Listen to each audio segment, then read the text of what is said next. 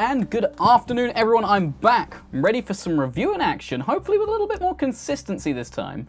Today we're going to be taking a look at Spaceland, a top-down strategy game made by the folks over at Tortuga, I think, team. Now I received this game for free quite a while back and it has taken me a little while to review it, so keep that in mind while watching. This is a product received for free, so take it with the appropriate grains of salt that you would for any other review product that's been received for free.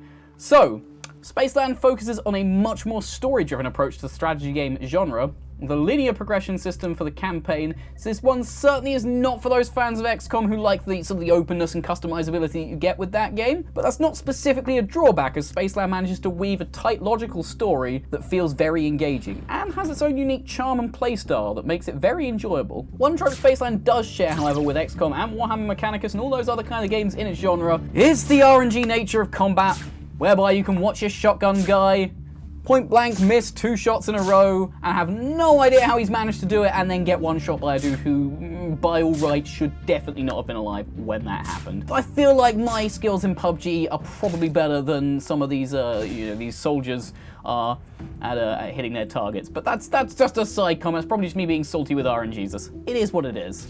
In terms of core gameplay, I must give a small warning that when you very first try out Spaceland, it feels very, very, very handholdy, which is it was a bit of an off-putting kind of experience for me when I first tried it, but it does get better, and I have since spoken to sort of some friends who are more familiar with the genre, and they say that's quite a common occurrence. Controls for the game, I feel, could do with a bit of an overhaul. I can't describe the amount of times I've hit the turn button, the end turn button, thinking that it was a button to go to the next person who was moving, that kind of thing, and discovered that I've just wasted sort of two of my soldiers' complete action point pools because I wasn't paying attention to what the buttons do. Now, that is totally my fault, but it's not the most intuitive design, especially when games like Sid Meier's Civ 5 and others in that style have managed to nail it so well, where if you've got an action that can be performed in a turn, it'll be like, hey, I'm just going to take you straight to that dude who can still go, rather than just end turn straight away without sort of and it's not even clear that you've missed a turn. It's not like some of the other games where you can see sort of like the turn order that your soldiers are going in or something. It is just kind of a, yep, no, end turn and someone else is going to shoot. Oh, got a different person shooting now. So it's certainly something that has irritated me a little bit when I was playing it. Not massively, you know. It's not the worst thing in the world, but a dynamic turn button would be very much appreciated. Action points are also a bit of a mixed bag. As with every game in this genre, your characters have action points. They can spend them to move and or shoot and or do other actions, that kind of thing. That makes perfect sense. The issue I have with Spaceland, it's a weird one. I honestly did not realize that you could see how many action points your character had until a good solid halfway through the game, because it's just a really tiny box in the corner of the screen that is really like it's just missable. You know, if you've got something like I have, where you've got a little like camera that sort of takes out a little bit of the top part of the screen, you won't know it's there, and you won't miss it though.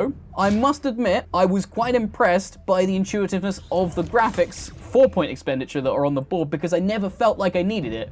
So for the time I didn't realize it was there, I wasn't feeling, oh man, I don't know how many points I've got, because the whole changing color of tiles and stuff, and so you know when you can shoot, when you can't, where cover is, that kind of stuff, just works so well, and that is a really good thing. It juxtaposes it, because you've got the kind of like the janky nature of the fact that you don't actually notice you've got an AP pool, but you've got a really good system that means you don't actually need to know that you've got it. That's my 2 cents on the matter there. I think the fact you can't see the AP bar is a little annoying, but it could be a lot worse. Graphics are certainly a strong suit for Spaceland. It's got a gorgeous picture book style cutscenes.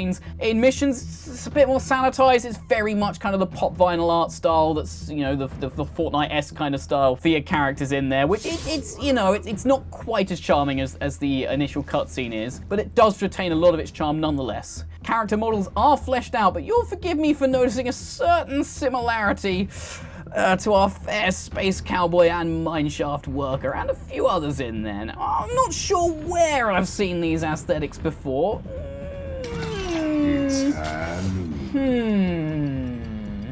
But in all seriousness, these characters aren't rip-offs and are more, I'd say, inspired by, if anything. And they are very good creations, very good renditions, and they are their own thing. Just a little bit of a side note there that they are very similar to something I've seen before. Audio certainly isn't the focus from the developers, and I have to say that it's It's serviceable, it's perfectly serviceable, but that's about as far as I can go. The music is just lackluster, it doesn't add much to the experience, and as a side note, you can buy the OST as DLC, like with a lot of other games. I don't know why you do that, because if I'm honest, even while I was writing the script for this review, I cannot remember for the life of me the soundtrack itself. Now, I should preface that by saying I do the notes for what I think about things whilst in the process of playing the game, so it's not that I just didn't hear it and therefore think it's bad. I thought it was bad while I was listening to it, and it was so forgettable that I just don't remember anything else from it. It's certainly a game that you're gonna want to have a YouTube music playlist ready for. Sound effects, so not the music, but the actual the sort of sounds of gunplay stuff. It's another ball game. It's got very, very satisfying gun sounds when you're shooting, but there are no kind of reactive sounds. So in a lot of games, you'll shoot someone and then they'll go, "Ah," that kind of thing. You don't really get that from Spaceland. So it's as I say, the word I keep coming back to is it's serviceable. It does the job. It doesn't really do an awful lot else. That's kind of the way I look at it. But there are fairly regular updates. So for all I know, that could change in the future. So be aware of that.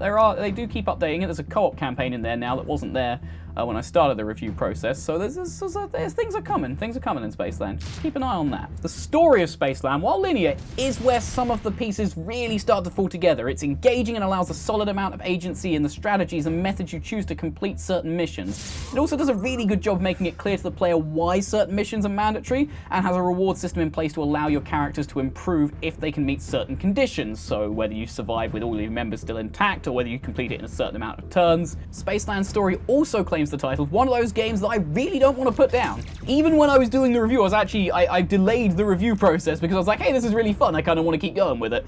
So I was actually meant to be doing this part, where I'm recording me talking, yesterday, which would have meant that today I would have been doing the actual editing process, but it was really fun, really engaging. I just kind of was like, I don't want to put this down, I want to do one more level.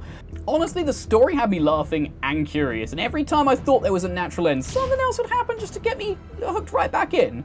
And yes, I am yet to beat what I think is the final boss. Could be wrong, it might not be the final boss. It feels like a final boss, but I think I am on the last level. I haven't beat it yet because it's extremely difficult. The ramping challenge, just as referenced there, is one of those things that's really kept me hooked. The start of the game, the art style was like, yeah, this is cool, I like this, and I was enjoying it, but it's really the challenge that started ramping, and it was a very steep incline. It was sort of suddenly easy, boom, straight up there in the difficulty curve, and I quite like that actually, because it really kind of made me like, I was like, oh, there's actually some kind of like some bite to this. So it's certainly worth having a go all the way to the end, and not judging too harshly at the start when it's a little bit hand-holdy. I've also got to admit, in terms of character design in the story, there is one character that is my spirit animal in game, which when you meet them does suggest that you subscribe and ring the bell icon. Now, I'm not saying that that's what you should do, but you can do that now if you want to. If you don't worry, it's all good. Performance is very easy. Spaceland just works. All of this just works. But it just does. Now, I'm not rocking ancient hardware, so I can't sort of speak to how well it runs on that, but I've actually found a lot of times with indie titles, having high-end hardware is not always the best thing, because you end up sort of running into issues on the other side where it's so poorly optimized that your high-end hardware isn't working for it, whereas with Spaceland, it just runs and it just works. There's not a lot of graphical toggles though, so if you are running older hardware and you're thinking, oh, I can just turn the graphics slides down and stuff, I can't remember, I think there might be like a basic preset kind of, like good, bad, ugly kind of thing, but other than that, there's not a lot of graphical changes or graphical options in there. So be aware of that. But on the whole, it works. I didn't run into any bugs, any glitches, any kind of like, game-breaking things, any crashes. It just worked, and it's really nice to be able to go into a game in 2021, even with a beefy system, and not go into it and first go, I've got to adjust all these settings, I've got to go and get the frame rates, frame rates going down, quality settings. It's nice. I just downloaded it, pressed play, boom, straight away. All I needed. No additional effort required. So the final section is going to revolve around the price. Now, this is a difficult section to do every time. It's always difficult to try and judge a piece of work based on its RRP, especially with Spaceland. Now, it's currently going for around the price of £13.99 British pounds. I think it's about $15, $16. And it's trying to capture a very saturated market. It's not a particularly large market, I don't think, but there's a very core amount of people who like this kind of game, and it's trying to break in there. And it's gotten in there at a reasonable price, actually, at $13.99, but with strong contenders like XCOM and Mechanicus, It's difficult because in isolation, the price doesn't seem particularly unreasonable. The likes of XCOM 2 are going for double, if not triple the price around about now. But when you consider the amount of time XCOM 2 spends on sale, that's when you've got a problem, because a lot of the time XCOM 2 is on sale for cheaper than this game, and there's no way I can recommend this game over games like that. So that kind of puts me in an awkward position where I'm saying, yes, for $13.99 it's actually well worth the price, but there are other ones that are more worth a lower price, which is why it's a really awkward one to discuss. So I think, really, in terms of recommendations at its current price, I'd suggest that you've got to be one of two people. First, you've already played XCOM, Mechanicus, those kinds of games, and you know you like the genre and you just want an extra fill with a different kind of spin on it. And secondly, is if you're the kind of person who really wants to get into the genre and doesn't really have time to wait to get into the sales and stuff, then yeah, pick it up. It's not a bad experience by any means. I want to stress that in this part of the review. I had a lot of fun playing this game, and it's kind of a shame that I'm having to be so kind of negative right towards the end because of price, but it's such a crowded market with so many good options out there. It's a really great time. If you like this genre, it's a great time to be in the PC gaming space. However, I think Spaceland just doesn't really have that wow factor to really kind of push it over the edge to make it the one that you should be buying right now. For me, I think the lack of true agency over the story progression and the lack of any real customizations of your characters is what detracts from it personally. Like, it's the reason that I go back to say, hey, maybe try XCOM or Mechanicus or something, because you get a lot more agency over what you're doing and how you do it. But that's not, as I say, as I tried to reference at the start of this review, it's not to say that this game doesn't do what it does well. It's just it's those parts that it's kind of deviated from the usual genre for aren't things that I wanted deviated. I like the ability to kind of choose which kind of missions I'm doing in Mechanicus and pick what kind of rewards I want from this. This is a linear story game, and it's just worth knowing that before going into it, that you are not getting that kind of level of customization and choice in there. And I think that's really what's kind of skewed me to going, you know what, I just try those other two games because they will do what Spaceland does in most instances, and it's a really great experience. And if you can get them cheaper, then that's what I'd go for. Having said that, Spaceland does tend to get a reasonable amount of updates. As I said, there's a co-op campaign in there now that wasn't when I started doing the review process for this one, and there's all sorts of things I would imagine in the works. So it's certainly one that I would recommend keeping an eye on, because some of the features I've mentioned not being there now, or some of the sort of things that I've talked about, may come in the future. I don't know. I don't have contacts with the studio that can tell me all the sorts of secret plans they're coming across, and I would imagine if I did, they wouldn't want me telling you. So I'm just gonna say, keep an eye on this one. The score I'm giving it at the end is a 6 out of 10. It's a solid effort.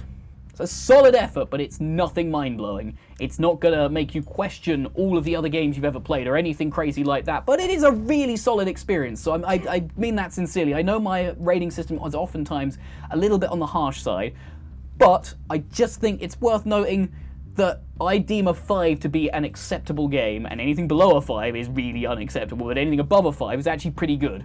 That's kind of the way I go with it. So anything above a 5 is actually a game I'd be willing to probably pay for and play at its current price. I think that's probably the way to quantify that. If it goes above that, then it's really done something to outshine the competition. But a 5, 6, you know, the 6 that I've given it, it's a solid game. You will have fun playing it if you like what you've seen on the screen, or like what I said about the game, or like the genre itself. But I would say there are probably better ones out there if you are on a tight budget and you can only afford to get maybe 1 or 2 games at a time. I'd go, personally, for the XCOMs or the Warhammer Mechanicus of the world. Thank you so much for watching. I hope you had a wonderful time in this video. I do intend to be getting more of these out. I have a workflow plan at the moment, actually, which we've already deviated from with this one, so let's ignore it. If this one comes out by Sunday the 30th, then I've managed to, you know, reclaim lost time, but I think it's more likely to be coming out on Monday, at this rate, on Monday the 31st of May, so we'll see. Have a wonderful time. Don't forget to like, comment, subscribe, all that kind of stuff that YouTubers tell you to do down below. It really helps me, and, you know, it means that I know if you like the long-form review content more, if you like, say, the music content more. It's always good just to kind of see what people are enjoying. But once again, have a wonderful time. I will see you all very soon. Bye-bye.